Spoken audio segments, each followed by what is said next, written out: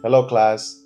Today I'll be sharing my story with you all, and I titled it My Way Forward. And I will also tell you guys how ethnic studies has helped me understand my past, my struggles, and ultimately myself. To me, ethnic studies is more than just a classroom. It's a space where stories that are often ignored are finally told, and it's learning about the resilience, pain, and strength of communities of color, and understanding that our lives and histories truly matter. As I sat in this class listening to Professor Irene, reading the text and watching these films, I felt a mix of emotions. I felt sadness, frustration, but most of all, I felt a lot of anger. I feel anger at the way that people have been oppressed throughout US history simply because of their color, race, culture, or immigration status. But at the same time, I felt inspired by the resilience and perseverance of those communities. The struggles for social and racial justice that I mostly identify with are immigration and family separation. Learning about policies like the Chinese Exclusion Act really impacted me. During this period, many Chinese immigrants lost not only their livelihoods, but their families and their lives due to laws that were meant to exclude them. Families were torn apart, dreams were destroyed, and entire communities were targeted. As I learned about this history, I couldn't help but see the connection to my own family story. My parents immigrated to the US from Mexico in the 80s. My father is from Oaxaca and my mom's from Mexico City. Like many immigrant families, they came to the US because of unfortunate circumstances back home and the hope of building a better life here in the US. They arrived with my three older siblings who were just kids at the time, and I was later on born here in 1995, making me the first Mexican American in my family. Growing up, my parents worked incredibly hard to provide for us despite having no documentation. My father did whatever work he could, such as peeling nopales, taking small jobs, and even selling homemade cheese. I remember going with him to Oxnard and Santa Maria on weekends to sell cheese just to see our family survive. Eventually, my dad was able to open his own auto repair shop, something that showed me firsthand what perseverance looks like. Despite all those odds against them, my parents gave us a stable life. My parents are also Christian ministers, so for most of my childhood, my life revolved around church and helping others. But that all changed in 2009. My dad was deported due to unpaid traffic tickets, and as an undocumented person, he couldn't legally obtain a driver's license. And for the fear of the system, it prevented my parents from ever pursuing legal status. I had just turned 15 years old, and I had just started high school when both of my parents were deported back to Mexico.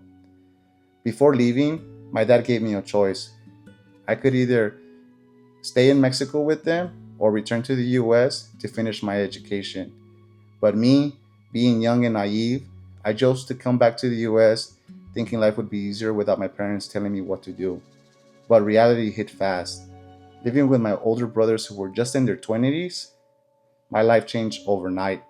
I no longer had parents to rely on for food, guidance, or stability. For the next 4 years of high school, my life became a cycle. It was a cycle of school and work. I would leave school and only had about 30 minutes to get to my job. I had to grow up fast and I had to become independent and, in many ways, a provider. During that time, I experienced a lot of depression, deep loneliness, anger, and sadness.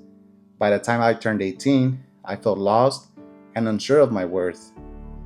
After graduating high school, the instability and the emotional distress pushed me to join the military. Looking back, it was partly a way of running away from my reality, but going to the military was probably one of the best decisions I've made. It gave me structure, discipline, and balance during a critical time in my life. Through this class, I realized that my experience is not isolated. Ethnic studies helped me see that resilience is a shared trait amongst oppressed communities.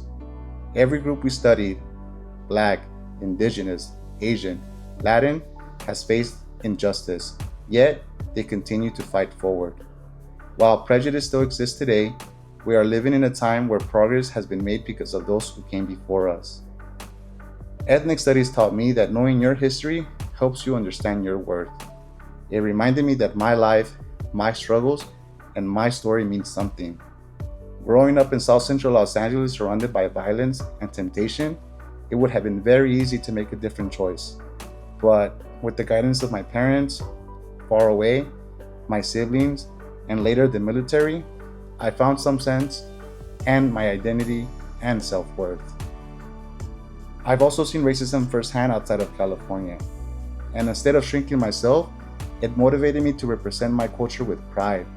I realized that simply existing, working hard, and treating others with respect is already a form of resistance. As I close this with you guys, I just wanted to share that if you have your parents with you or a support system, truly cherish them. Not all of us have that privilege. And if you're someone who maybe is facing similar hardships as me, just know that it's not the end of your story, but the beginning of one great one. We may not all become the next Martin Luther King, Malcolm X, or Cesar Chavez, but by living with integrity, compassion, and the pride of who you are, it's already making a big impact. This is my way forward, and I hope that you can find yours through my story.